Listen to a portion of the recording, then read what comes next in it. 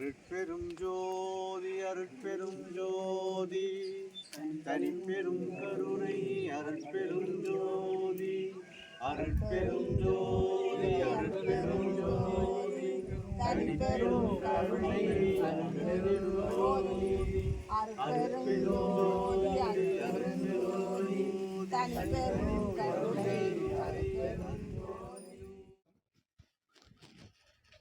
கருவில் கலந்த துணையே என் கனிவில் கலந்த அமுதே என் கண்ணில் கலந்த ஒளியே என் கருத்தில் கலந்த களிப்பே என் உருவில் கலந்த அழகே என் உணர்வில் கலந்த சுகமே என் உயிரில் கலந்த உறவே என்னுடைய ஒருமை பெருமானே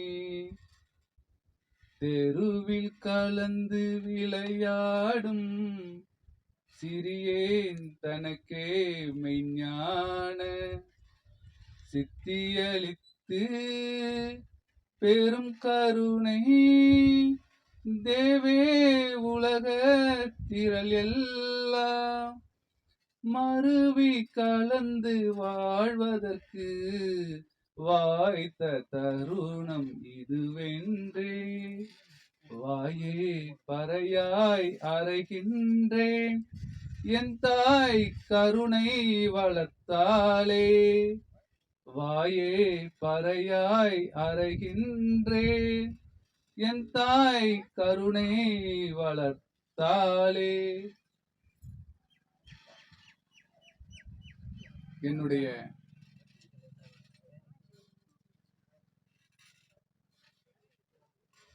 தாயானவள்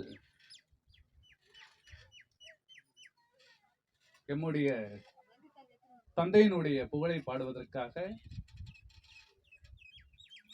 இங்கு முதல் முறையாக என்னை அனுப்பி வைத்திருக்கின்றாள்.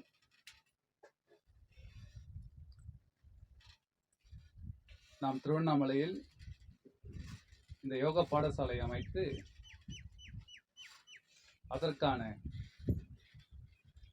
சத் விசார பயிற்சிகளை இந்த மக்களுக்கு தந்து வந்தோம்.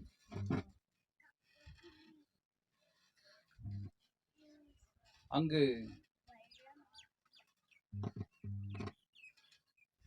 நமக்கு சரியான தோதுவான சூழ்நிலை இல்லாத காரணத்தினால்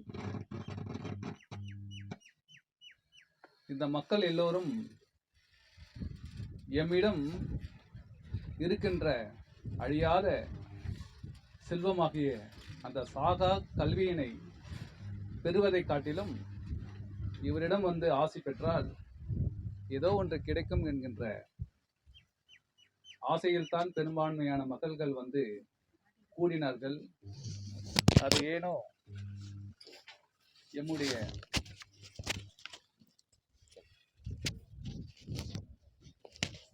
மனமானது ஏற்றுக்கொள்ளவில்லை. ஏனென்றால் அப்பொழுது எனக்கு பக்குவம் இல்லை என்று ஏற்றுக்கொண்டேன். இந்த பக்தர்களுக்கு பயந்து யாருக்கும் தெரியாமல் நீலகிரி மாவட்டம் ஊட்டி அருகில் இறைவன் அவனுடைய சித்தம் நீ இங்கு மறைந்து இருந்தது போதும், உனக்கான தகுதியான இடம் இது இல்லை, நீ அதே திருவண்ணாமலை மாவட்டம் ஜவ்வாது மலைக்கு செல் என்று பணிந்ததனால் ஜவ்வாது மலையில் வந்து அங்கு திருமூலநாதர் அவர்கள் தவம் இயற்றிய அவரால் பிரதிஷ்டை செய்யப்பட்ட திருக்கோவிலானது அங்கு இருக்கின்றன. அந்த பணியை தொடர்ந்து செய். அங்கு போய் இந்த சாகா கல்விச்சாலையை அமை, இந்த சன்மார்க்கத்துக்கான நியாயத்தை உண்மையை இந்த மக்களுக்கு போதி என்று பணிந்ததால் மீண்டும் அந்த மலையிலிருந்து இறங்கி இப்பொழுது ஜவ்வாது மலையில் விட்டு இருக்கின்றோம். இங்கும் நாம் யோக பாடசாலை தான் அமைத்திருக்கின்றோம். இங்கும் பல அன்பர்களுக்கு அந்த சாகா கல்வியினை உள்ளது உள்ளபடி சத்தியத்தை மட்டும் போதித்து வருகின்றோம். இந்த ஜவ்வாது மலைக்கு வந்த பிறகுதான் யாம் சன்மார்க்க கொடியை ஏற்றினோம். இதுவரை சன்மார்க்க பாதையில் நடந்து வந்தோம். இறைவுடைய என் தாயினுடைய பூரண அருளை பெற்ற பின்தான் யாமும் சன்மார்க்க பாதையை அடைந்தோம் என்கின்ற மெய் உணர்வை பெற்றதினால் யாமும் சன்மார்க்கத்தை பெற்றோம் என்று பறை சாற்றடி என்று வள்ளல் பெருமான் சொன்னது போல யாமும் கொடியை ஏற்றி சன்மார்க்கத்தை, சுத்த சன்மார்க்கத்தை, சன்மார்க்கம் சுத்த சன்மார்க்கம், சுத்த சன்மார்க்கத்தை பரப்புரை செய்வதற்கு எத்தனித்தோம். அதை பற்றிய தெளிவுரைகளை கல்விச்சாலையில் தந்து வந்தோம். தன்னுடைய கூட்டில் பறவையானது முட்டையிட்டு அந்த முட்டையை அடைகாத்து குஞ்சு பொரித்து அதுக்கு தேவையான இரைகளை கொடுத்து அந்த தன்னுடைய குஞ்சுக்கு பக்குவம் வந்த பிறகு எவ்வாறு தாயானது கொத்தி பறக்க செய்கிறதோ அதல் போல முதல் முறையாக இந்த சன்மார்க்கத்தை பற்றிய பரப்புரைக்கு எம்முடைய தாய், எம்முடைய வாழைத்தாய், எம்முடைய குரு இங்கு அனுப்பி வைத்திருக்கின்றார். இது எனக்கு இந்த வெளி உலகத்தில் கன்னி பேச்சு. யாம் பல உரைகளை நிகழ்த்தியிருப்போம். அது அனைத்தும் ஆசிரமத்துக்குள்ளாராக இருக்கும். ஆனால் முதல் முறையாக இந்த உலகத்தை பார் என்று எமக்கு பணிந்ததினால் முதல் எம்முடைய கன்னி பேச்சை நான் இங்கிருந்து தொடங்குகின்றேன்.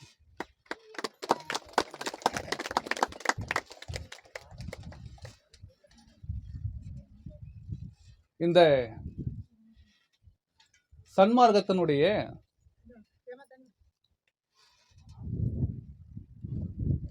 வீழ்ச்சி தொடர் எங்கிருந்து ஆரம்பிக்கிறது என்றால் ஜீவ காருண்யத்திலிருந்து ஆரம்பிக்கின்றன. ஜீவ காருண்யம் என்பது நம்ம சன்மார்க்க அன்பர்கள் வெவ்வேறு விதமாக அதற்கான உரையை நிகழ்த்துவார்கள். உங்களுக்கெல்லாம் புரிகின்ற விதத்தில் சொல்வதென்றால், இப்போ எல்லாரும் கண்ணுக்கு மருந்து விட்டீங்க இல்லையா, கல்லிருந்தே ஆரம்பிப்போம். ஏன்னா சன்மார்க்கத்துக்கும் கண்ணுக்கும் மிக நெருங்கிய தொடர்பு உண்டு. மெய்யே உன் பொன்னடியில் கண்டு இன்று வீடு விட்டேன். கண்ணுதான் மிக முக்கியம். இப்போ எனக்கு கண் நோய் வந்திருக்கு அப்படின்னு வச்சுப்போம். நான் சொல்றது புரியுதுங்களா? இப்போ எனக்கு கண் நோய் வந்திருக்குன்னு வச்சுக்கணும். இந்த நோயினால நான் பார்வை தெரியாம கண்ணெல்லாம் அழுக்கு பிடிச்சி கண் வலி, எல்லா வலியும் தாங்கிடலாம். கல்ல வலி வந்தால் தும்பத்தான், வயிறு வலியும் கண் வலியும் தாங்க முடியாத, கண்ணு வலி ரொம்ப பாதிப்பு இருக்கும். அப்போ அப்பேற்பட்ட வலிகளால் எதையும் பார்க்க முடியாமல் மிகவும் சிரமப்பட்டு இருக்கின்ற சமயத்தில் எனக்கு இந்த கண் வலியில் இருந்து விடுதலை பெறுவதற்கு நான் சில மருந்துகளை உட்கொண்டு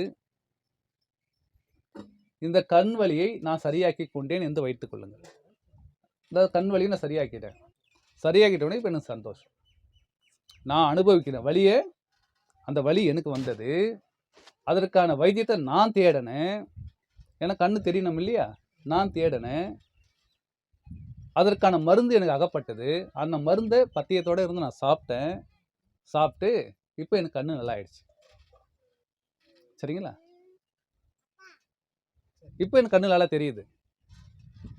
இப்போ என்னுடைய பக்கத்து வீட்லேயோ இல்லை எங்கேயோ ஒரு அன்பர் என்ன மாதிரியே கண் வலியில் துடிச்சிட்டு இருப்பார். அவருக்கும் கண் வலி வந்திருக்கும், அவருக்கும் கண்ணு தெரியாது, அவருக்கும் கண்ணு ஃபுல்லாக அழுக்கு கட்டியிருக்கும், ஊளை கட்டியிருக்கும், அவருக்கு வழி தெரியல. இப்போ நான் என்ன பண்ணணும்? அதுக்கான மருந்து யாருக்கிட்ட இருக்கு? என்கிட்ட இருக்கு இல்லையா? இப்போ நான் என்ன பண்ணுவேன்? கவலைப்படாதீங்க, இந்த மருந்தை வச்சுக்கோங்க, இந்த மருந்தை முறையாக இப்படி பத்தியம் இருந்து இப்படி சாப்பிட்டா இந்த கண் வலி போகும் அப்படின்னு நான் சொல்கிறேன். அவர் என்ன பண்ணணும்? அதன்படி பத்தியம் இருந்து அந்த பயபக்தியோட அந்த மருந்தை உட்கொண்டார்னா அவருக்கு கண் வலி போயிடுச்சு. சரிங்களா? இதுக்கு பேர் தான் ஜீவகாருண்யம். நான் அனுபவித்தேன், நான் சாப்பிட்டேன், எனக்கு சரியாயிடுச்சு. சரிங்களா? என்னுடைய ஜீவன் சரியாயிடுச்சு. ஜீவ காருண்யம், ஜீவன் மீது கருணை வேண்டும். முதல்ல என்னுடைய ஜீவன் மீது கருணை வந்துடுச்சு. எனக்கு என்னுடைய கண்ணு நல்லா இருக்கணும் அப்படின்ற எண்ணம் எனக்கு வந்தது. நான் சரியாகிட்டேன், நான் நல்லாயிட்டேன். அடுத்து கருணை உண்டாகுது, அன்பு, ஜீவன் மீது அன்பு உண்டாகுது. யார் ஜீவன் மீது? என்னில் இருக்கின்ற ஒரு பொருள், ஒரு பொருள் இங்கு அனைத்திலும் இருக்கின்றன. சரிங்களா? இப்போ எனக்குள்ள ஒரு பொருள் இருக்கு, அதுதான் இங்க எல்லாருக்குள்ள இருக்கு. இப்போ நான் மயக்கத்தில் விழுந்துட்டேன். ஐயா மயக்கத்தில் விழுந்திருக்காரா, செத்து போயிட்டாரா? எப்படி பார்ப்பீங்க? நம்ம ஊரில் செத்து போயிட்டான்னு சொல்லுவாங்க, மூச்சு போயிடுச்சுப்பா, இழுத்து நிற்குது, திடீர்னு நின்று போச்சுன்னா சொல்லுவாங்க மூச்சு போயிடுச்சு, இழுத்து நிற்குப்பா, மூச்சு போச்சு. அப்போ மூச்சு காற்று உங்களுக்கு மட்டும் சொந்தமா, எனக்கு சொந்தமா? அனைவருக்கும் சொந்தத்தானே. அப்போ இங்கே இருக்கின்ற அனைவருக்குள்ளும் ஓடுகிற ஒரே என்ன காற்று? ஒரே காற்று தான். எனக்குன்னு தனி காற்று இருக்குது, உங்களுக்கும் தனி காற்று இருக்கா? இல்லை இல்லையா? அப்போது என்னுடைய ஜீவன், என்னுடைய கண் நல்லாகின்ற வழியை நான் கண்டுபிடிச்சிட்டேன்னா உங்களுக்கு இருக்கிற நோயும் சரியாவதற்கான வழி என்ன வழியாக இருக்கும்? அந்த ஒரு வழி தானே இருக்கணும், ஒரு வழி தானமா இருக்கணும். சரிங்களா? அப்போது என்னுடைய ஜீவன் மீது கருணை எனக்கு வந்து விட்டது என்றால் மற்ற உயிர்களும் அதே போல துன்பத்தில் இருக்கின்றதை கண்டுவிட்டால் அவர்களுக்கும் அது போய் சேர வேண்டும், அவர்களும் நலம் பெற வேண்டும் என்கின்ற எண்ணம் உண்டாகும். அது பேர் தான் ஜீவ காருண்யம். புரியல? முதல்ல நான் சரியாக்கணும். இப்போ எனக்கே என் கண்ணு வலி சரியாக்க தெரியல, நான் எப்படி உங்களுக்கு நான் மருந்து தர முடியும்? நான் எக்ஸாம்பிளுக்கு மருந்து கண்ணுன்னு சொன்னேன். புரியுதுங்களா? எல்லாத்துக்குமே இப்படி தான். இப்போது இந்த ஜீவ காரணத்துக்கு பெரிய உயர்ந்தது என்னன்னா, மனிதன் ஒரு குழந்தை வயிற்றுலேருந்து பிறக்குது. பிறந்த உடனே என்ன சொல்லுது? சிரிச்சினா பிறக்குது, என்ன பண்ணுது? அழுதுன்னு பிறக்குது. அதே மாதிரி சாக சொல்ல சிரிச்சினா போகுது, அழுதுட்டு போகுது இல்லையா? அது இன்பமா துன்பமா? துன்பம் தானே. அப்போ நம்ம வாழ்க்கை எதை நோக்கி போயிட்டு இருக்கு? துன்பத்தில் தான் இருக்கு. இன்பத்தை எதை கண்டோம்? இந்த உடல் சுகம், இந்த உடலுக்கு இது வேணும். கண்ணு பார்க்குது, இது அழகா இருக்கு, இது வேணும். காது கேட்குது, இவன் நம்மளை பற்றி பெருமையாக சொல்லியிருக்கான், அந்த வார்த்தை எனக்கு வேண்டும். பேச்சு என்னை பற்றி உயர்வாக பேசணும். எப்பயாச்சும் நம்ம இறைவனை உயர்வாக பேசியிருப்போமா? யார் உயர்ந்தவன் உலகத்தில்? இறைவன் தான். புரியல? இறைவன் தான் உயர்ந்தவன். அப்போ இந்த உடலுக்கு தேவையான அனைத்துமே தேடி தேடி தேடி தேடி நம்ம அலைகிறோமே, கண்டுபிடிக்கிறோம். நமக்கு என்ன வேணும்? வீடு வேணும், சொத்து வேணும், மாடு வேணும், கன்று வேணும், படுக்கிறதுக்கு மெத்தை வேணும், ஏசி வேணும். எல்லாம் இந்த உடல் சுகத்துக்காக பண்ணுறோமே. இந்த உடல் சுகம் தானே. இதே இந்த உடலை இயக்குன்ற நான் சாப்பிட்றேன்பா, இந்த சாப்பாடெல்லாம் ஜீரணம் பண்ண முடியுமா? இந்த இதயம் துடிக்கிறத என்னால் நிப்பாட்டி வைக்க முடியுமா? இந்த ரத்தம் ஓடுது, அதில் 5 நிமிஷம் நம்ம நிப்பாட்டி வைக்க முடியுமா நம்மளால? அப்போ இந்த உடலுடைய சுகத்துக்கு, இந்த உடலுக்கு வேணும் வேணும் வேணும் நம்ம தான் தயாரிக்கணும். நம்ம தான் சம்பாதிக்கணும்னு போய் சம்பாதிக்கிறோமே, போயிட்டு இது வேணும் அது வேணும் அது வேணும்னு இந்த உடலுக்குள்ள நிகழ்கின்ற அதில் நின்று போயிடுமே. அதை நம்மளால ஒரு 5 நிமிஷம் நிப்பாட்டி வைக்க முடியாது. தூக்கத்தை 5 நிமிஷம் கட்டுப்படுத்த முடியுமா? இல்லை தூங்காமல் இருக்க முடியுமா? சாப்பிடாம இருக்க முடியுமா? இல்லை சாப்பிட்டதை நம்மளால் ஜீரணம் பண்ண முடியுமா? இதெல்லாம் எதுவுமே நம்மளால முடியாது. அதில் நிகழ்த்துறவன் யாரு? அப்போ நம்மை காட்டிலும் பெரியவன் யாரு? இறைவனே மிக பெரியவன். அவனை பற்றி சிந்தனை நமக்கு எப்போ வருது? நமக்கு ஏதாச்சும் ஒன்று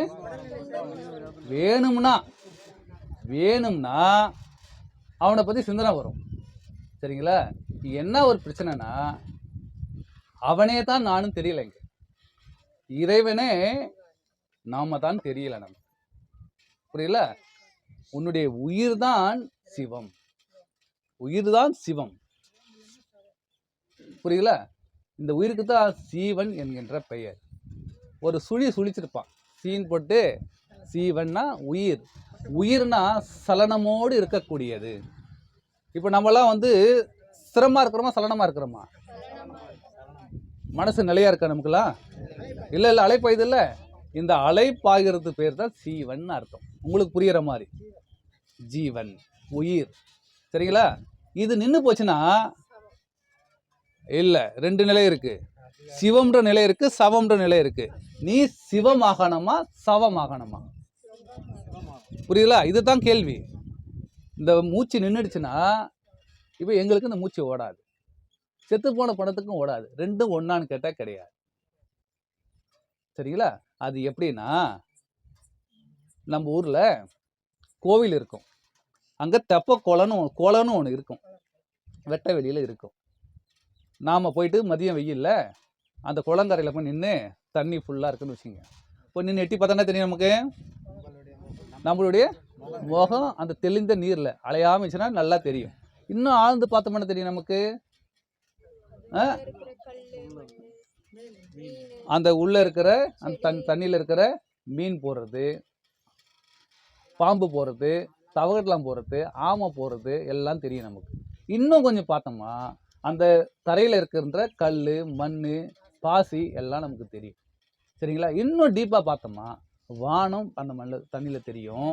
அந்த வானத்தில் இருக்கக்கூடிய சூரியன்கள் நமக்கு தெரியும். சரிங்களா? அதில் ஒரு கல் தடு போட்டு, ஒரு கல் எடுத்து போட்டு என்ன தெரியும்? இப்போ நமக்கு என்ன தெரியுது? நாம யாருன்னே தெரியல. இப்போ நம்ம ஏன் இங்கே வந்து உட்காந்துருக்கிறோன்னு தெரியல. தெரியுதா நமக்கு? தெரியல. சரிங்களா? தெரியலன்னு சொல்கிறோம் பாருங்க.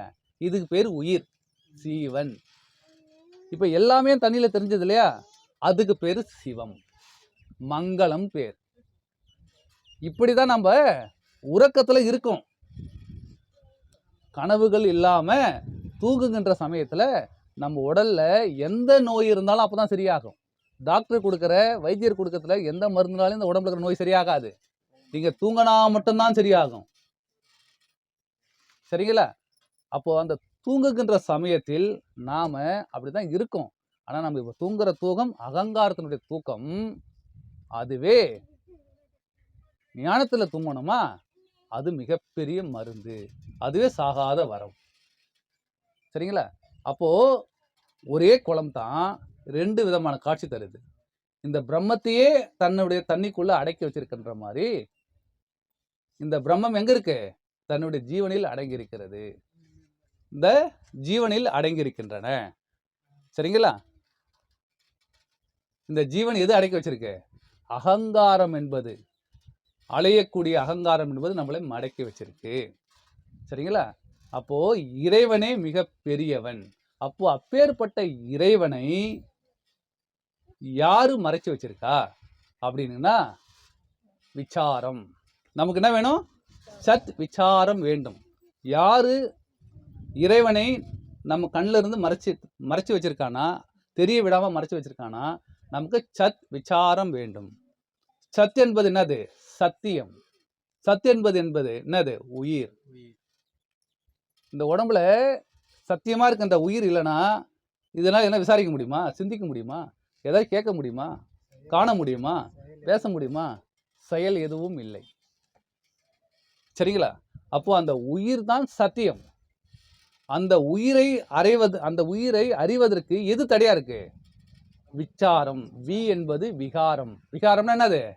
நம்மளுடைய ஆசை, எண்ணங்கள், காம, குரோத, லோப, மோக, மதம், ஆச்சாரிய, தம்பம் என்கின்ற ராக, துவேஷம், விருப்பு வெறுப்பு. சரிங்களா? அப்போ வி என்பது விகாரம். நம்ம மனசுல எழுதுதல, எண்ணங்கள்லாம் எழுது இல்லையா? இப்போ இத்தனை பேர் இருக்கிறோம், எல்லாரும் ஒரே எண்ணமா இருக்கும். உங்களுக்கு ஒரு எண்ணம் இருக்கும், உங்களுக்கு ஒரு எண்ணம் இருக்கும், அவங்களுக்கு ஒன்று, அவ்வளோ சிந்தனை இருக்கு இல்லையா? இது விகாரம். இந்த விகாரம் நமக்கு இன்பத்தை தருகிறதா என்றால் இல்லை. சாரம் இந்த விகாரம் எதை சார்ந்தது இருக்கு? துக்கத்தை சார்ந்ததாக இருக்கிறது. இந்த விகாரம் துக்கத்தை சார்ந்ததாக இருக்கிறது. எது துக்கம்? மரணம். மரணம் ஒன்றே துக்கம். ஐயா, நான் ஒரு பொருளுக்கு ஆசைப்பட்டேன், அந்த பொருள் வாங்கினேன், எத்தனை வருஷம் உடஞ்சி போச்சு, நான் இப்போ துக்கமா இருக்கிறேன். அது துக்கம் இல்லை, அதெல்லாம் தினமும் நடக்கக்கூடிய துக்கங்கள். எது பெரும் துக்கம்? மரணம். இந்த விருப்பு வெறுப்பாகிய இந்த விகாரங்கள் நம்மளை எங்க கொண்டு போய் விடுது? மரணம் என்கின்ற பெரும் துக்கத்தில் சாட்டு விடுகிறது. இப்பேற்பட்ட துக்கத்தில் இருந்து நாம் விடுதலை பெற்றுவிட்டால் இந்த வாழ்க்கையில் நிகழ்கின்ற அத்தனை சுக துக்கங்களையும் நம்ம கையாள தெரிஞ்சுக்கணும். தெரிஞ்சுக்கிட்ட உடனே நாம இறைவன் யாருன்னு உணர்ந்துப்போம். இறைவனை ஃபர்ஸ்ட் உணரத்தான் முடியும். அடுத்தபடிதான் இறைவனை காண முடியும். அடுத்தது இரண்டும் ஒன்றாக முடியும். இறைவனை உணர்ந்து கொள்ள முடியும். இறைவனை உணர்ந்து கொண்டு விட்டால் இங்க நான் என்பது விழுந்து போயிடும். இந்த நடுவில் வந்து நிற்கிறது எது? நான். என்ன நான்? அது நான் தான் கல்யாணம் பண்ணேன், என் பொண்டாட்டி நான் தான் காப்பாற்றணும், எங்கள் அப்பாவை அம்மாவை நான் தான் காப்பாற்றணும், எங்கள் ஊரை கட்டி நான் தான் ஆளணும். நான் நான் நான் சொல்கிறேன்ல, இந்த நான் விழுந்துடும். இந்த நான் எது ஆட்டி படைக்குதுன்னா இந்த விருப்பு வெறுப்பு தான். இந்த விருப்பு வெறுப்பு இப்போ சொன்னீங்க இல்லை, உடலில் தான். இந்த உடலில் சுகத்துக்கு தான் நம்ம எல்லாம் வாழ்கிறோம். கல்யாணம் கட்டுறது எதுக்கு? இந்த உடைய உடுறது, இந்த உடை எதுக்கு கொடுத்துட்டு வரோம்? நம்ம இந்த நகைகள் எதுக்கு நான் போட்டுட்டு வரோம்? ஆடம்பரம். இந்த உடலுக்கு தானே. இந்த உடலுக்கு தானே. இந்த உடல் தானே வேணும் வேணும் கேட்குது நம்மள. அப்போ இந்த உடலில் உள்ளிருக்கின்ற உறுப்புகள் நம்ம சொன்னா கேட்குமா? இந்த உடல் சொல்லுது, இந்த உடலை வச்சு இந்த மனம் இயங்குது. மனம் தனியாகவும் உடல் தனியாகவும் நம்ம பகுத்து ஆராயவே முடியாது. புரியல? நீ கண்ணை மூடிட்டாலும் உனக்கு சிந்தனைகள் மனம் பேசும். புரியல? இந்த உடல் இல்லாத எதை நீ கற்பனை பண்ணுவ? நீ இந்த உடல் இல்லாத இந்த உறுப்புகளை, இந்த உலகத்தை நீ எப்படி கற்பனை பண்ண முடியும்? இந்த உடலை வச்சு தான் இந்த உலகத்தை கற்பனை பண்ண முடியும். சரிங்களா? அப்போ இந்த உடல் தான், இந்த உடல் மேல் இருக்க இந்த உடலை வச்சு நம்ம என்ன பண்ணுறோம்? இது வேணும், இது வேணும், இது வேணும், இது வேணும், போதுன்னு சொல்கிறதே கிடையாது. போதுன்னு சொல்கிறதே கிடையாது. ஆனால் இந்த உடல் உள் உறுப்புகள் நம்ம சொன்னால் கேட்காதே.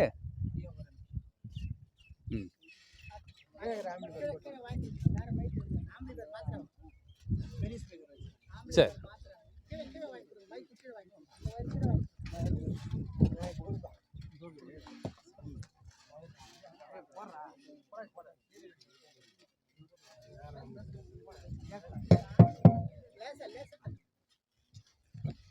ஆத்மானுக்கும்.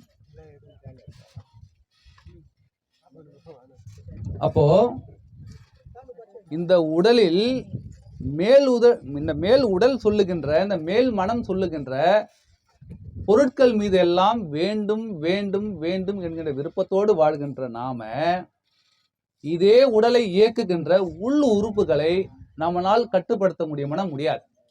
முடியாது இல்லையா? ஹார்ட் உங்களால் நிப்பாட்ட முடியுமா? ரத்தம் ஓட்டத்தை நிப்பாட்ட முடியுமா? முடியாது இல்லையா? முடியாது. அப்போ இது எல்லாம் இயக்கிறது எது? விருப்பு வெறுப்பு. இந்த விருப்பு வெறுப்பு, இந்த விருப்பு வெறுப்பு எங்கிருந்து வருது? எனக்கு இவர் பிடிச்சா இவர் மேல எனக்கு விருப்பம், இவர் எனக்கு பிடிக்கலன்னா வெறுப்பு உண்டாயிடுது. இது மேலோட்டமானது. ஆனா இந்த விருப்பு வெறுப்பு உண்டாகிறது நம்ம உடல்ல இருந்து தான் உண்டாகுது. இந்த உடல்ல இருந்து தான் நமக்கு இந்த விருப்பு வெறுப்பானதே உண்டாகிறது. இதிலிருந்து தான் சத் விசாரமானது தொடங்குகின்றன. எப்படின்னா, இப்போ எல்லாரும் என்ன பண்றோம்? கூடியிருக்கிறோம். இப்போ எனக்கு இந்த தொடையில ஒரு அரிப்பு ஏற்படுது. இந்த ஒரு அரிப்பு ஏற்படுது. இப்போ 4 பேர் இருக்கிறீங்க. நான் உட்காந்து சொஞ்சிட்டு இருந்தா நல்லா இருக்குமா? சொஞ்சிட்டு இருந்தா நல்லா இருக்காது. அப்போ நான் என்ன பண்ணுவேன்? அடக்கி கையை வச்சுக்கிட்டு சைலண்டா இருப்பேன், உங்கள்கிட்ட பேசிட்டே இருப்பேன். ஆனா மனமானது என்ன சொல்லும்? அங்க அரிப்பு இருக்குது, சுரிடான்னு சொல்லும். சொல்லுமா சொல்லாதா? இப்ப நம்ம இங்கதான் உட்கார்ந்து இருக்கிறோம், மனசுல எங்க இருக்கு? வெளியில தான் சுத்திட்டு இருக்கு நமக்கு. சரியா? அதே போலதான் இந்த உடல்ல ஏற்படுகின்ற ஒரு அரிப்பை இந்த மனம் சுரிடான்னு சொல்லுது. ஆனா சொரிஞ்சா இன்னும் ஒரு மனுஷன் உட்காந்து சுரிஞ்சு நிற்கிறானே அப்படின்னு நினைக்கணும். ஈகோ, அந்த அபிமானம், அபிமானம் என்ன பண்ண தடுக்குது, சொரியாத அப்படின்னு.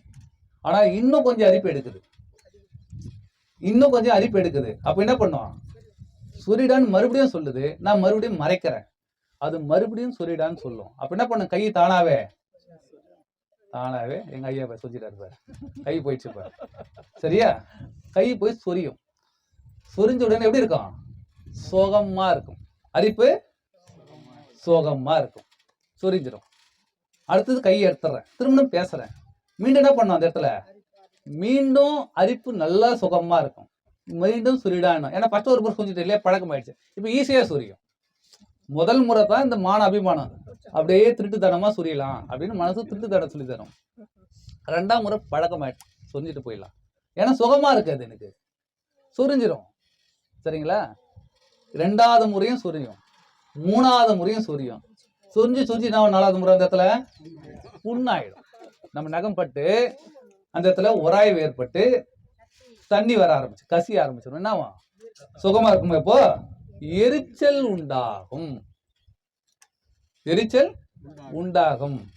அப்போ வேண்டும் சொரி என்கின்ற அந்த சுகத்தை வேண்டும் வேண்டும் சொன்னது எது? மனம்.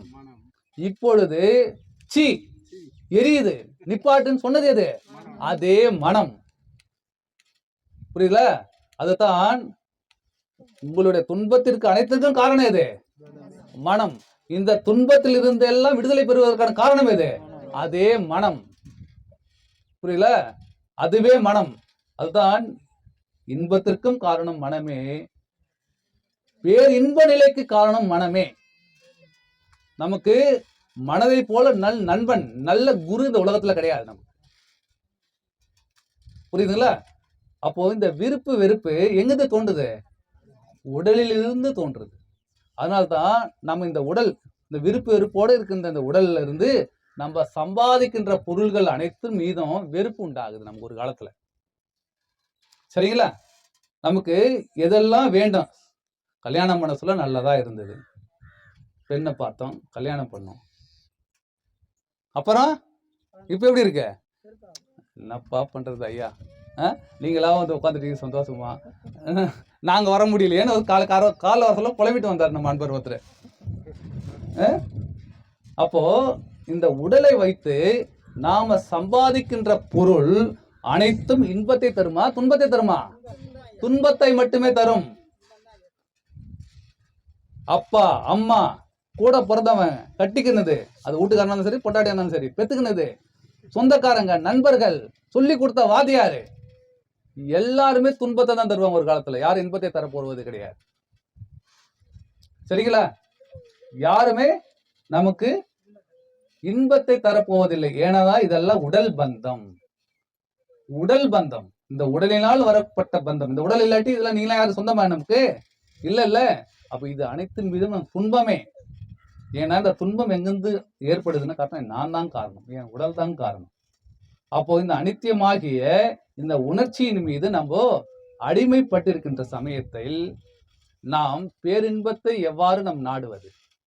அதைத்தான் பெருமான் அவர்கள் அழகா சொன்னார்கள், சத் விசாரம் வேண்டும். எதன் மீது சத் விசாரம் வேணும்? பர உபகாரம் சத் விசாரம். இறைவன் எவ்வளவு பெரியவன், அவருடைய செயல்கள் எல்லாம் இன்னும் நம்ம ஆராய்ச்சி செய்யணும். அதுக்கான புத்தி நம்ம கிட்ட கிடையாது. முதல்ல தன்னை அறிந்தால் தன் தலைவனை அறியலாம். தன்னை அறிய தனக்கு ஒரு கேடு இல்லை. தன்னை அறியாமல் தானே கெடுக்கின்றான். உங்களுக்கு கெடுக்கிறது யாரும் கிடையாது. நம்ம என்ன சொல்றோம்? என் அம்மா கெடுத்தா, என் அப்பா கெடுத்தா, என் கூட பிறந்தவன் கெடுத்தா, என் சொந்தக்காரன் கெடுத்தான், என் வாத்தியார், இதெல்லாம் நம்மள கெடுக்கல. தன்னை அறியாமல் தானே கெடுக்கின்றோம். தன்னை அறியும் அறிவு. அப்போ தன்னை அறிகிறதுக்கான ஒரு அறிவு ஒண்ணு உள்ளது. அந்த அறிவை நீ அறிந்து கொண்டால் தன்னையே அர்ச்சிக்கத்தானே இருந்தானே, உனக்கு அழிவென்பதே கிடையாது. புரியல? அப்போ இந்த சத் விசாரம் சொன்னே, இந்த விகாரமானது அந்த விருப்பு வெறுப்பு, அந்த விருப்பு வெறுப்பானது துக்கத்தை தருகின்றன. அப்ப அந்த விருப்பு வெறுப்பானதை நாம் நீக்கிவிட்டால், அது நீக்கத்துக்கான இடம் இருக்கு, இந்த உடலில் தான் இருக்கு. இப்ப எனக்கு இவர் பிடிக்குன்னா, இல்லை இவர் பிடிக்கலன்னா, இவங்களை விலைக்கு வச்சிட்டால முடியாது. புரியுதா? இந்த உடலில் தான் ஏற்படுகின்றன. அப்போது இந்த உடலை இவ்வாறு உணர்ச்சிகளில் இருந்து விடுதலை பெற செய்து சரிங்களா? மனதை உள் அடக்கி விட்டால், ஜீவனோடு சேர்த்து விட்டால் மனம் செம்மையாகிவிடும். அதுக்கு தான் ஒரு சித்தர் சொல்றாரு, மனம் என்பது செம்மையானால் மந்திரம் ஜபிக்க வேண்டாம். மனம் என்பது செம்மையானால் வாயுவை உயர்த்த வேண்டாம். மனம் என்பது செம்மையானால் வாசியை நிறுத்த வேண்டாம். மனம் என்பது செம்மையானால் மந்திரம் செம்மையாமே என்று அகஸ்தியர் அவர்கள் சொல்லுகின்றார்கள். அப்போ மனதை விருப்பு வெறுப்பில் இருந்து நிவர்த்தி செய்து விட்டால் நீ சத் விசாரத்தில் வெற்றி கொண்டவனாக ஆகிவிடுவாய். சத் விசாரத்தில் வெற்றி கொண்டவனாக ஆகிவிட்டால் சன்மார்க்கம் உனதுக்கானதாக இறைவனே வந்து பரிசாக தருவார். புரியல? அப்ப சன்மார்க்கம்னா எப்படின்னா பெரிய அரசன் மாதிரி. இப்ப நம்ம ஊர்ல அரசன் யாரு? நான் ஊர் தலைவர். ஊர் தலைவர் உங்களுக்கு சரி சரி. நம்ம நாட்டை வச்சுக்க, நம்ம மாநிலத்து தலைவர் யாரு? முதலமைச்சர் மு.க. ஸ்டாலின் வச்சுங்க. இந்தியாவுக்கு தலைவர் யாரு? மோடி பிரதமர்னு வச்சுங்க. அது மாதிரி பதவி உங்களுக்கு தானாவே வந்து இறைவன் கொடுத்துருவாரு. தலைவராயிட்ட பிறகு உங்கள்கிட்ட எல்லா செல்வமும் இருக்குமா? எல்லாமே இருக்கு, நம்ம கிட்ட எல்லாமே இருக்குமே. சரிங்களா? எல்லாமே இருக்கும். ஆனா செலவு பண்றதுக்கான மனசு இருக்கா? சரிங்களா? செலவு பண்றதுக்கான மன, ஏன்னா இறைவன் கொடுத்ததெல்லாம் அப்ப என்ன பண்ணுவான்? இயலாதவங்களுக்கு தான் கொடுப்போம் நம்ம. அப்போ எல்லாமே இருக்கும் சமயத்தில் எதையும் வேண்டும் என்கின்ற மனம் போகாத நமக்கு. எதையும் வேணும் என்கின்ற மனம் போகாது. நான் தான் நண்பர்கள்லாம் சொல்லுவேன், இன்னொன்னு இந்த வாழ்க்கையில சுக துக்கத்தை முழுசா அனுபவிக்கலன்னா இன்னொன்னு தகுதி பெறலன்னு அர்த்தம். வாழ்க்கையில இந்த பிறப்புல அனைத்து விதமான சுக துக்கங்களையும் மரணத்துக்கு ஒப்பான வேதனையும் நீ அனுபவிச்சால் மட்டுமே இந்த சத்து விசாரம் உனக்கு வாய்க்கும். அடுத்த வேளை சாப்பாட்டுக்கு எனக்கு வழி இல்லை, நான் ஞானி ஆகணும்னா உன்னால ஆக முடியாது. ஏன்னா உன் சிந்தனை எங்க இருக்கான்? அடுத்த வேட்ட சாப்பாடு மேலதான் இருக்கும். புரியுதுல? நீ கொடுக்கணுன்ற இடமே வராது, இருக்கிறவங்க தான் கொடுக்கணும்னு வரும். அப்ப நம்ம சித்தர்கள்லாம் எப்பேற்பட்டலாம் இருந்தாங்க? யாராச்சும் பிச்சைக்காரனா இருந்தாங்களா? எல்லாமே வந்து பெரிய பெரிய ராஜாக்களாகவும் பெரிய பெரிய வியாபாரிகளாக தான் இருந்தாங்க. யாரும் ஏழைப்பட்டவங்களாம் யாரும் கிடையாது. வளல் பெருமெல்லாம் ஏழைப்பட்டவங்களாம் கிடையாது. சரிங்களா? படினத்தெல்லாம் எவ்வளவு பெரிய ஆளுங்க. அப்பேற்பட்ட சத் விசாரம் நமக்கு வாய்க்க வேண்டும். அந்த சத் விசாரம் எப்படிப்பட்டதா இருக்கும்? ஜீவகாருண்யம். ஜீவகாருண்யம் முன்னால சொன்னேன் இல்லைங்களா? எனக்கு கண் வலி வந்தது, அதுக்கான நான் மருந்தை நான் தேடி கண்டுபிடிச்சு சாப்பிட்டேன். இப்ப அந்த மருந்து எப்படி தயாரிக்கணும்ன்ற அறிவு யார்கிட்ட இருந்தது? அந்த அறிவு என்கிட்ட இருந்தது. அந்த அறிவு என்கிட்ட இருந்ததுனால அதே என்ன போல ஒருத்தர் கண் வலியில ஒருத்தர் பாதிச்சுட்டு இருக்காரு, அவருக்கு இந்த மருந்தை செய்யறதுக்கான அறிவை நான் கொடுத்தேன். சரிங்களா? அப்போ அவரும் அதே மாதிரி செஞ்சு 10 நிமிஷம் சாப்பிட்டாரு. அப்போ அவரு என்ன பண்ணுவாரு? அவரு 4 பேருக்கு தருவார். இதுதான் குருவினுடைய வழி. சரிங்களா? இதுதான் குருவினுடைய வழி. சன்மார்க்கம் இதைத்தான் கற்பிக்கின்றன. சன்மார்க்கம் இல்ல, நம்ம போற வழியா சன்மார்க்கம் இல்ல. சன்மார்க்கத்தை இறைவன் சிவபெருமானிடம் இருந்து பெற்றுக்கொண்டேன். வள்ளல் பெருமான் சொல்றாரு, அருட்பெரும் ஜோதி ஆண்டவரிடம் இருந்து யாம் பெற்றுக்கொண்டோம், இனி பெறுவதற்கான ஆள் யாரும் இல்லை, நானே வைத்துக் கொண்டேன்றாரு. இனி அவர் அதை சொல்ல முடியாது. இனி அவர் அதை சொல்ல முடியாது. ஏன்னா அந்த ரகசியத்தை முழுமையாக அறிந்து கொண்டவர்களும் எம்மோடு இருக்கின்றார்கள். சரிங்களா? ஏன்னா அதோட ரகசியம் எங்க இருக்கு? சன்மார்க்கத்தை பெறுவதற்கான ரகசியம் எங்க இருக்கு? விருப்பு வெறுப்பில் தான் இருக்கின்றன. அந்த விருப்பு வெறுப்பு எங்கிருந்து உண்டாகிறது என்றால் என்னுடைய மெய்யிலிருந்தே உண்டாகின்றன.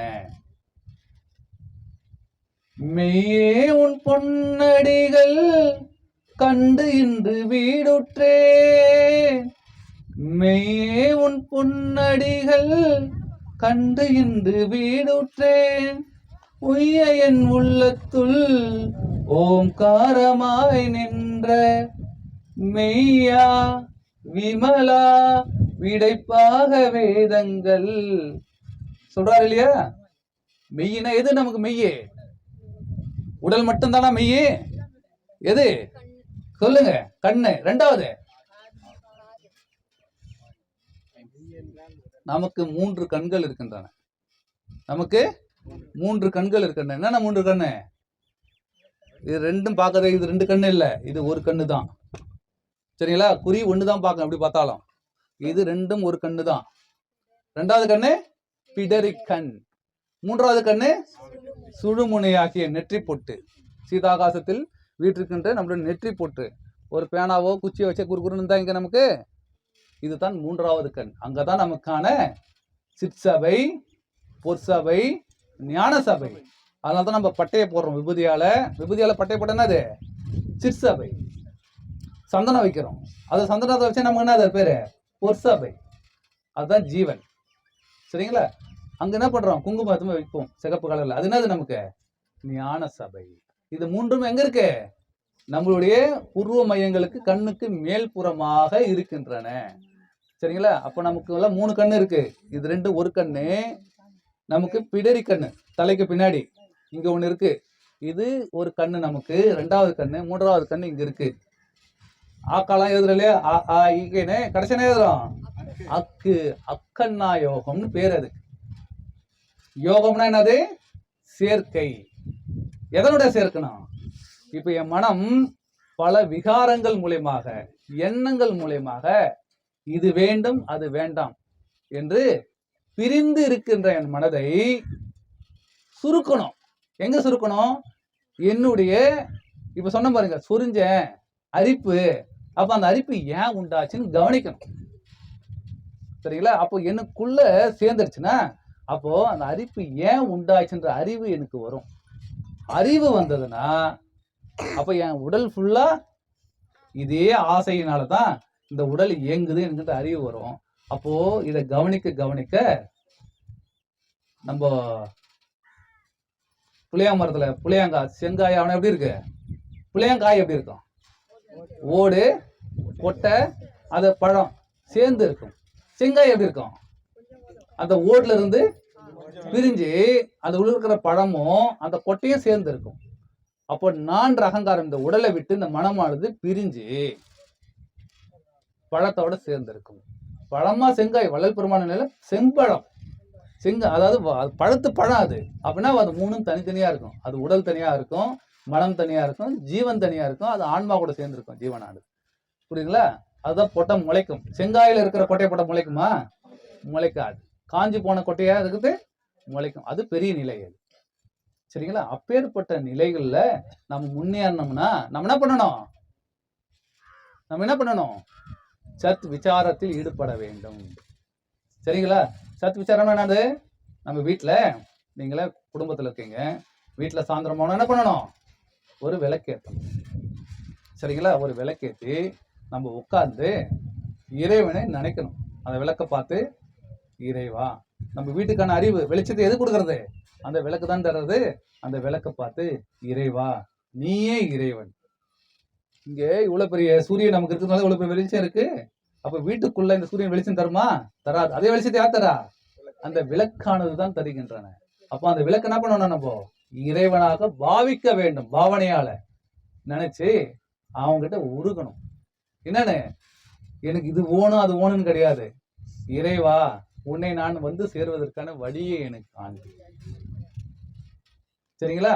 உன்னை வந்து அடைவதற்கான உன்னுடைய அருளை பெறுவதற்கான வழியை எனக்கு காண்பின்னு உருகணும். பெரியவங்களுடைய வாக்குகளை படிக்கணும். புரியுங்களா?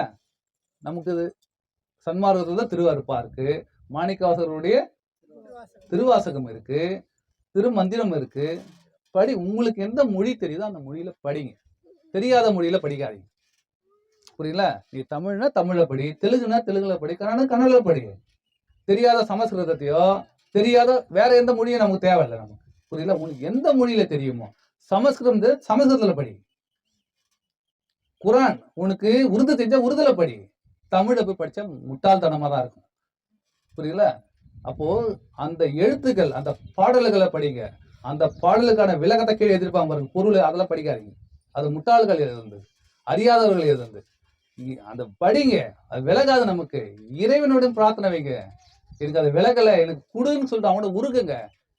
யாரோ ரூபத்துல எங்களை மாதிரி வந்து உங்களுக்கு விலக்கி தருவாங்க. புரியுதுங்களா?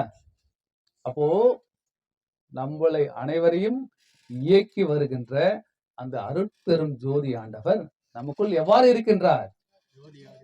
ஆன்மாவாக, உயிராக, மனமாக, நான் என்கின்ற அகங்காரமாக. அகங்காரம் இங்கு விகாரமாக இந்த உலகமாக விரிந்து இருக்கின்றன. புரியல? அப்படி இந்த விகாரமா இந்த விரிஞ்சிருக்கின்ற உலகத்தை நான் என்கின்ற அகங்காரத்துல அடக்கி, இந்த அகங்காரத்தை மனதோடு அடக்கி, இந்த மனதை ஜீவனோடு அடக்கி நம்ம தூங்க சொல்ல நல்லா வீட்டுல போய் படுத்து தூங்குறோம். சரிங்களா? பெட்ல படுத்திருக்கோம், ஃபேன் போட்டுருக்கு, ஏசி போட்டுருக்கு, கனவுகள்லாம் இல்லாம நல்லா தூங்குறோம். தூங்கும் பொழுது நமக்கு ஏசி ஓடுன்னு தெரியுமா? ஃபேன் ஓடுதுன்னு தெரியுமா? நம்ம கூட என்ன படுத்துருந்தாலும் தெரியுமா? பெட்ஷீட் போய்த்துக்கிறதுன்னு தெரியுமா? கொசு கடிக்குதுன்னு தெரியுமா? தெரியாதுல்ல. அப்பேற்பட்ட நிலையில நம்ம மனமும் அகங்காரமும் எங்க சேர்ந்திருக்கு? ஜீவனோடு சேர்ந்திருக்கு. அப்பதான் சுகமா இருக்கிறோம் நம்ம தூக்கத்துல. சரிங்களா? அப்பேற்பட்ட சுகத்தை, உறக்கத்தில் ஏற்படுகின்ற சுகத்தை நாம் எப்பொழுதும் அனுபவிக்க வேண்டும் என்றால் என்ன பண்ணணும்? விழிப்போடு தூங்க வேண்டும். விழிப்போடு தூங்க வேண்டும். 14 யார் பயிற்சிக்கு வந்தது இந்த முறை தோகராரு பாருங்க, உட்காந்துட்டே தூங்குறது அப்படின்னு சொல்லி கொடுத்துருப்போம் அவருக்கு. சரிங்களா? உட்காந்துட்டே தூங்குறது சுகம்தான், பெரிய சுகம். அப்போ படுத்து தூங்க வேண்டிய அவசியமே கிடையாது நமக்கு. அப்பேற்பட்ட சுகத்தை நம்ம அனுபவிக்கின்ற சமயத்தில் அது விழிப்போடு தூங்குவோம். நாம் தூங்குகின்றோம் என்கின்ற அறிவை நாம் வளர்த்து கொண்டு தூங்குகின்ற சமயத்துல இறைவனுடைய அருளை பெறுவோம். யாருடைய தயவும் இன்றி. புரியுதுங்களா? யாருடைய தயவும் இன்றி இறைவனுடைய அருளை பெறுவோம். அப்ப இறைவனுடைய அருள் எப்படி இருக்கும்? கருப்பா சிகப்பா அப்படின்னு கேட்டா அது பெரும் உஷ்ணம். பெரும் உஷ்ணம், உடல்ல சூடு. இப்ப நம்ம ஒரு பொருளை சாப்பிட்டா பித்தத்தினால உண்டாகுதுல சூடு, அது வல்ல. அது சொல்வதற்கெல்லாம் முடியாது. தவத்தினால் மட்டுமே அந்த சூட்டினை, அந்த அன்பினால் மட்டுமே என் ஜீவனானது அழிகின்றது. நான் என்பது அழிந்து வருகிறது. நானும் ஒரு காலத்தில் செத்து விடுவேன், என்னையும் சுடுகாட்டில் எரிக்கவும் புதைக்கவும் செய்வார்கள் என்கின்ற துக்கம் என்னை சார்ந்த சமயத்தில் இந்த ஜீவன் அழிகின்ற நான் பார்த்து பார்த்து பார்த்து பார்த்து உருகி உருகி அது கூட சேரும் பொழுது இந்த ஜீவனானது அழிவதிலிருந்து தடுக்கப்படும் சமயத்தில் நமக்கு ஏற்படுகின்ற பேர் ஆனந்தம், மரணத்தை வெல்லுகின்ற பேரானந்தம் நமக்கு கிடைக்கும். இது எங்களுக்கு மட்டுமே சொந்தம் கிடையாது, உங்களுக்கு எல்லாருக்குமே தான் சொந்தம். நீங்க அதை தேடல. புரியுதுங்களா? நீங்க அதை தேடல. நம்ம தேடலாம் எதுவா இருக்கு? பொருளா தான் இருக்கு. என்னுடைய பொருள் எப்பொருள் யாரார்வாய் கேட்பிடும் அப்பொருள் மெய்ப்பொருள் காண்பது அறிவுன்னு பெரியவங்க சொல்லியிருக்காங்களே. அப்போ பொருள்லாம் எது? நம்மளுடைய பொருள் எது? யார் பாது? ஓகே. எது மெய்ப்பொருள்? எது மெய்ப்பொருள்? இப்போ உங்களுக்கு புரியுற மாதிரி செத்துட்டா என்ன போச்சு சொல்லுவாங்க? மூச்சு போச்சு சொல்லுவாங்க. அந்த மூச்சு தான் மெய். புரியுதுங்களா? உங்களுக்கு புரியுற மாதிரி சொல்றேன். மேலோட்டமான மெய் அதுதான். புரியல? இப்போ இந்த உடம்புல அந்த மூச்சு காத்து, இந்த காத்து ஓடலன்னு வச்சுக்கலாம். இப்போ இந்த கை காலம் இழுத்துச்சுன்னா சொல்லுவாங்க அதுக்கு நம்ம ஊர்ல வாத நோய் லக்குவம் அடிச்சு போச்சு, கை கால் இழுத்துச்சு சொல்லுவாங்களா இல்லையா? அப்போ காத்து இந்த இடத்துல ஓடினாதான் எனக்கு இந்த கையை அசைக்கவோ விரலை அசைக்கவோ பொருள் தூக்கவோ முடியும். புரியல? அப்போ அந்த வாயுவானது நடனம் எனக்குள்ள இருந்தாதான் நான் உங்ககிட்ட பேசவோ பார்க்கவோ கேட்கவோ நுகரவோ உணர்ச்சியை உணரவோ என்னால முடியும். அப்பேற்பட்ட அறிவானது நமக்குள்ள இருக்கு. அதை உணர்கின்ற சமயத்தில்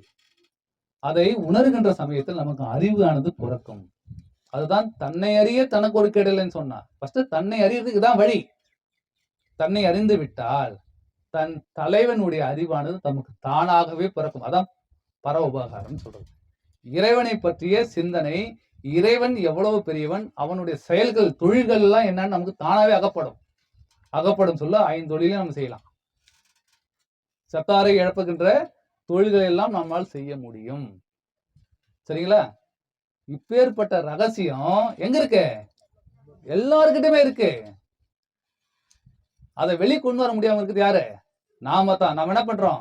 தெருவுக்கு முன்னாடி இருக்கிற பிள்ளையார்கிட்ட 5 ரூபாய் கற்பனை கொளுத்திட்டு 1000 ரூபாய்க்கு நம்ம கோரிக்கை வைப்போம். எனக்கு அதை செஞ்சு கொடு, இதை செஞ்சு கொடுன்னு. ஆனா அந்த பிள்ளையார் யாரு? நாம தான். அந்த பிள்ளையார் யாரு? நாம தான்.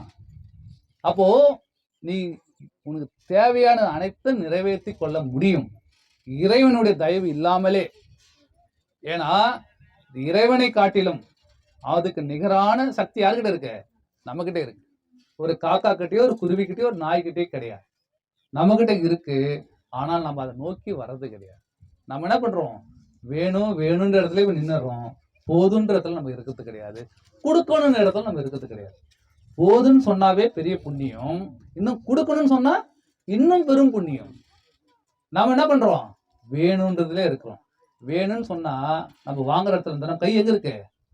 தாழ்ந்துதான் இருக்கு. கொடுக்கணும் இடத்துக்கு போனா மேல் நோக்கி இருக்கோம். போதுன்னு சொன்னா ஆசீர்வாதம் பண்ற இடத்துல இருக்கு. சரிங்களா? நம்ம எங்க இருக்கணும்? ஒண்ணு போதுன்னு சொல்லணும், இல்ல கொடுக்கணும். சரிங்களா? அப்ப கொடுக்கணும்னு வந்தா நம்ம கிட்ட நிறையான பொருள் இருக்குன்னு இயற்கையாவே ஆயிடும். அப்போ உனக்கான எல்லா செல்வங்களும் வந்து சேரும். அப்படி அனைத்து செல்வங்களையும் வந்து சேர்க்கக்கூடிய மார்க்கம் எது? சன்மார்க்கம் ஒன்றே. தமிழனுக்கு உரிய மார்க்கம் எது? சன்மார்க்கம் ஒன்றே. புரியல? சிவனால் இயற்றப்பட்ட மொழி தமிழ் மொழி. இந்த தமிழ் மொழி சன்மார்க்கத்தை சார்ந்தது. புரியுதுங்களா? சன்மார்க்கம் ஒன்று எம்மார்க்கத்துக்கும் தலை. எல்லா மார்க்கங்களும் சன்மார்க்கம். எல்லா மார்க்கங்களும் இந்த கங்கா நீர், காவேரி மாதிரி தான். சன்மார்க்கம் என்பது பெரும் கடல். இந்த கடலை தான் எல்லாம் சங்கமித்து ஆகணும். ஒரு காலத்துல நீ இந்துவா இருக்கட்டும், கிறிஸ்டினா இருக்கட்டும், முஸ்லீமா இருக்கட்டும், புத்திஸ்டா இருக்கட்டும், யாரானா இருந்துட்டு போ, எல்லாம் எங்க வந்து சேரணும்? சன்மார்க்கத்தில் மட்டுமே வந்து சேர வேண்டும். சரிங்களா? அப்போ அப்பேற்பட்ட நிலையில நம்ம இருக்கணும்னா நம்மளை சார்ந்த மக்கள், நம்மளை சார்ந்தவர்கள் நம்மளால் இயன்ற உதவிகளை செய்ய வேண்டும். புரியுங்களா? அப்பதான் இறைவனுடைய அருளை பெறுவதற்கு நம் தகுதி உடையவர்களாக இருப்போம். சேவையில இறங்கணும், அன்பு செலுத்தணும். புரியுதுங்களா? முதல்ல தன்னுடைய சக ஜீவிகள், நம்ம வீட்டில் வளர்க்கக்கூடிய நாய், கோழி, இது எல்லாமே என்ன பண்ணும்? அன்பு செலுத்தணும். புரியுதுங்களா? நம்ம என்ன பண்றோம்? அதை வெட்டி கொண்டு சாப்பிட ஆரம்பிச்சிடும். இங்கதான் நமக்கான பாவத்தை சம்பாதிக்கின்றோம். ஒரு பழமொழி உண்டு நம்ம ஊர்ல, கொன்னா பாவம் தின்னா போச்சு. அப்ப என்ன சொல்லிட்டான் நம்ம ஊர்ல? கொன்னா பாவம் தாண்டா, அதை வெட்டி சமைச்சு நல்லா புளி மிளகாலாம் போட்டு ருசியா சமைச்சு சாப்பிட்டுட்டான். அது இல்ல, ஒன்னா பாவ கணக்குல மட்டும் தான் செய்யறோம். பாவ கணக்கை தீர்க்கக்கூடிய வித்தை என்கிட்ட இருக்கு. சரிங்களா? ஆனா இந்த வித்தை பழிக்காம செய்யறதுக்கு ஒரு விஷயம் இருக்குது. என்ன தெரியுமா? அதை நான் சாப்பிட்டேன்னு வச்சுக்கலாம், இந்த வித்தையை பழிக்காது. இறைவனுடைய ஏன் பழிக்காதுன்னா, இறைவனுடைய அருள் என்பது உஷ்ணம் சொன்னேன். சரிங்களா? நம்ம உடல்ல உண்டாகிற நல்ல உஷ்ணம். அது எப்படி தெரியுமா? உங்களுக்கு குளிர் ஜுரம் காய்ச்சல் அடிக்குது இல்ல, அப்ப உடம்புல ஒரு சூடு உண்டாகுதா இல்லையா? டாக்டர்கிட்ட போனா என்ன வைக்கிறான்? உங்களுக்கு வச்சு பாக்குறாங்கல்ல. அப்போ வந்து நமக்கு என்ன 100 டிகிரி 110 டிகிரி ஜுரம் அடிக்குது இல்ல, அதுதான் சுத்த உஷ்ணம். சரிங்களா? இப்ப நீங்க பலாப்பழமோ இல்ல இந்த சிக்கன் இதெல்லாம் சாப்பிட்டுருந்தா உடம்புல ஒரு உஷ்ணம் உண்டாகும். அது பித்த உஷ்ணம். அது வந்து உடம்புக்கு நமக்கு நோய் தான் தரும். ஜுரம் என்ன பண்ணும்? உங்களை நோயிலிருந்து விடுதலை பட்டோம். எதுக்கு ஜுரம் அடிக்குது? நமக்கு உடம்பு கெட்டு போய்க்குது. அப்போ அந்த கழிவுகளை வெளியேற்றணும். நம்ம உடலை தன்னை சுத்தம் பண்ணிக்கிறதுக்கு தான் உஷ்ணம் உண்டாகுது. அந்த உஷ்ணம் எப்பொழுதும் நம்ம உடல்ல இருந்தா நமக்கு நோயின்றதே வராது. புரியல? அப்பேற்பட்ட உஷ்ணம் இந்த தவத்தினால நமக்கு உண்டாகும். இந்த சத்து விசாரம் என்கின்ற வித்தையினால் நமக்கு உண்டாகும். உண்டாகிறத அந்த மாமிசத்தை சாப்பிட்டுன்னு வச்சுங்களா, அந்த கோழி அறுத்து நம்ம சாப்பிட்டுன்னு வச்சுங்களா, உஷ்ணமே உண்டாகாது. அதுக்குதான் சொன்னது, கொன்னா பாவ கணக்கு தான், சாப்பிட்டோன்னா போச்சு. இறைவனுடைய அருளை பெறுவதற்கு தகுதியே கிடையாது நீ. புரியல? இறைவனுடைய அருளை பெறுவதற்கு தகுதியே கிடையாது நீ. அப்போ போயிட்டு 5 ரூபாய்க்கு கற்பூரம் கொத்துற சாமி, எனக்கு இதை செய்யுமா இறைவனே, என்ன உன்னுக்குள்ள இருந்து அமிச்சதே நீ தாண்டா பாவி, ஒரு உயிரை கொன்னு, அந்த உயிர் கொன்னல்ல, அதுக்கு மீண்டும் உயிர் தர முடியும்? உன்னால தர முடியாதுல்ல. அப்போ உயிர் தர முடியாத பொருளை நீ சாப்பிட்டு, அது உனக்கு சொந்தமா? அதை படைச்சது யாரு? உன்னைக்கெல்லாம் வலிக்கல, உன்னை அடிச்சா வலிக்கல, உன்னை திட்டினா வலிக்கல, அதே மாதிரிதான் அதுக்கும் வலிக்கும். சரிங்களா? அப்போ இதெல்லாம் தவிர்க்க வேண்டும். அதான் ஜீவ காருண்யம் சொன்னது. இதெல்லாம் எனக்கும் வலிக்குது. அப்போ நான் வீட்டுல வைக்கிற ஒரு நாய்க்கும் வலிக்கும் இல்லை, ஒரு பூனைக்கும் வலிக்கும் இல்லை, ஒரு கோழிக்கும் வலிக்கும் இல்லை, ஒரு ஆட்டுக்கும் வலிக்கும் இல்லை, ஒரு மாட்டுக்கும் வலிக்கும் இல்லை. அப்ப என்ன பண்ணணும்? அதையும் தன் உயிரை போல நேசிக்க வேண்டும். அதுவும் நம்ம கூட போட்ட சகோதர சகோதரிகள் தான். ஏன்னா எனக்குள்ள எந்த மூச்சு ஒன்னா நான் உயிரா இருக்கிறனோ, அதுக்குள்ளதான் உங்களுக்குள்ள அந்த மூச்சு ஒன்னா தான் நீ உயிர்னு சொல்லுவோம். அதே மாதிரிதான் மாட்டுக்கும் ஆட்டுக்கும் அந்த மூச்சு காற்று ஒன்னா தான் அது உயிர். அப்ப எல்லாமே ஒண்ணுதான் வந்திருக்கோம், நம்ம எல்லாம் ஒண்ணுக்குள்ள தானே வந்திருக்கோம். அப்போ அதை மட்டும் சித்திரவாதம் பண்ணி சாப்பிட்டா நாம சந்தோஷம் வந்து இருக்கும் இருக்காது. புரியுதுங்களா? இப்ப போயிட்டு ஒரு கத்திரிக்காய் போய் பறிக்கிறீங்க, அது உங்களை என்ன திட்டுமா, இல்ல உங்களை என்ன கொத்துமா, தப்பிச்சு ஓடுமா? ஓடாது இல்ல. ஒரு மரத்துல போய் கீரையை பறிக்கிறீங்க, என்ன பண்ணுமா? அதெல்லாம் அதுக்கு உணர்வு மட்டும்தான் இருக்கும், அதுக்கு உணர்வு மட்டும்தான் இருக்கும். நம்மளை பறிக்கிறாங்க அப்படி உணர்வான எதிர்வினையானது செய்யாது, அதை நம்ம சாப்பிட்றோம், நம்ம ஆரோக்கியமா இருக்கலாம். ஏன்னா நம்ம உணர்வு நிலைக்கு வரணும். இப்போ நம்ம எப்படி இருக்கோம்? உணர்ச்சி நிலையில இருக்கோம். எப்படின்னா இப்போ ஒரு கோழி போய் பிடிக்கிறோம், ஒரு கோழி போய் பிடிச்சா என்ன பண்ணோம்? அறுக்கிறது, கொத்தும், ஓடும், தப்பிக்கும். இவன் நம்மளை பிடிக்கிறான், இவன் நம்மளை ஏதோ கொல்ல போறான், பயம் வந்துச்சு இல்லை அவனுக்கு, அந்த உயிருக்கு பயம் வந்துருச்சு இல்ல, எதிர்வினை செய்யுது இல்ல, உனக்கு கொத்துது இல்ல. அத நீ துடிக்க துடிக்க சாவடிச்சுனா அது சந்தோஷமா சாவமா, பயத்துல சாவமா? எதிர்வினை ஆட்டுறதுல அதுக்குள்ள எவ்வளவு துக்கங்கள் இருக்கும். அந்த துக்கம்லாம் எங்க சேர்த்து வச்சிருக்கான்? அந்த உடம்புல தான் சேர்த்து வச்சிருக்கு. எப்படியும் உடம்புல அந்த சொரிஞ்சா வருதோ அதே மாதிரி அது உடம்புல இருக்கு. கோழி என்ன பண்ண எப்போதான் சொஞ்சினே இருக்கும் எங்கன்னா, பூனை என்ன பண்ணுது, குரங்கு என்ன பண்ணுது, நாய் என்ன பண்ணுது, சொஞ்சினே இருக்குல்ல, நம்மள மாதிரி தானே அதுவும். அதே மாதிரி தான் அந்த உடம்புல சேர்த்து வச்சிருக்கு. அந்த உடம்பை நம்ம சாப்பிட சொல்ல பயத்தோட செத்துது இல்ல, அதை சாப்பிட்டா நம்ம எப்படி இருப்போம்? சந்தோஷமா இருப்போமா? பயமா தான் இருக்கும் நம்ம வாழ்க்கை. இப்ப நம்ம எல்லாம் சந்தோஷமா வாழ்ந்துட்டு இருக்கிறோம், பயத்துல இருக்கோமா சந்தோஷமா இருக்குமா? பயத்துல தானே இருக்கும். அப்பேற்பட்ட உயிரை கொன்னு, எதிர்வினை ஆற்றக்கூடிய உயிரை கொன்னு சாப்பிடவே கூடாது. இறைவனுடைய அருளை பெறுவதற்கு இதெல்லாம் வழி. அப்போ ஒரு காயையோ ஒரு கழுங்கையோ ஒரு தழையோ பறிக்க சொல்ல அது நம்மளை எதிர்வினை ஆற்றல, சரிங்களா? அதை நம்ம சாப்பிட்டா நாம உணர்வு நிலைக்கு வரும், சரிங்களா? அதுவே எதிர்வினை ஆற்றக்கூடிய பொருள், ஒரு கோழியோ ஆட்டையோ மாட்டையோ, முட்டையில தானே கோழி வருது, சரியா? இதெல்லாம் நம்ம சாப்பிட்டா ஆகும், துக்கத்திலேயே இருப்போம். ஏன்னா அது சாகும் பொழுது சந்தோஷமா சாகல, துக்கத்தோட செத்துருக்கு, பயத்தோட செத்துருக்கு, பெரும் துன்பத்துலதான் செத்துருக்கு. அது அந்த துன்பமா இருக்கின்ற அந்த மாமிசத்தை நம்ம உண்ணும் பொழுது நாமும் பெரும் துக்கத்திலேயே ஆழ்ந்திருப்போம். விடுதலை என்பதே கிடையாது, இறைவனுடைய அருளை பெறுவதற்கு நம்ம தகுதியே கிடையாது. அதுதான் சொன்னது, கொன்னா பாவம், தின்னா போச்சுனாது. இறைவனுடைய அருளை பெறுவதற்கு தகுதியே கிடையாது. மீண்டும் உனக்கு மரணம் பரிசு எது கிடைக்கும்? நமக்கு மரணம் ஒன்றே பரிசாக கிடைக்கும். புரியல? நீ 5ஆம் நாள் கருமாறி பண்ணானா இருக்கு, இல்ல திதி கொண்டாடானா இருக்கு, எது கொண்டாடாலும் ஒண்ணு வரப்படலாம். புரியுதுல?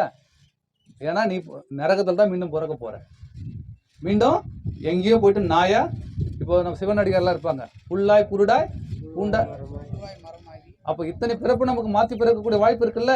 இப்படிதான் நம்ம மாத்தி மாத்தி மாத்தி பிறந்து இறைவனை நம்ம காணவே முடியாம பெரும் துன்பத்திலேயே ஆழ்ந்து இருப்போம், சரிங்களா? அப்பேற்பட்ட துன்பங்களிலிருந்து நம்ம விடுதலை பெறுவதற்கு நாம என்ன பண்ணணும்? எந்த மார்க்கத்தை சாரணும்? சன்மார்க்கத்தை சார வேண்டும். சன்மார்க்கத்தில் சார்ந்து சாகா கல்வியினை கற்று சத் விசாரத்தில் ஈடுபட்டு பரோ உபகாரத்தை அடைய வேண்டும். இறைவன் எவ்வளவு பெரியவன் என்கின்ற ஞானத்தை அடைய வேண்டும். இதுதான் சன்மார்க்கத்துக்கான ஒரே வழி. புரியுதுங்களா? முடிச்சுக்கலாமா? வேற என்ன? மகிழ்ச்சி. வேற என்ன சந்தேகம்?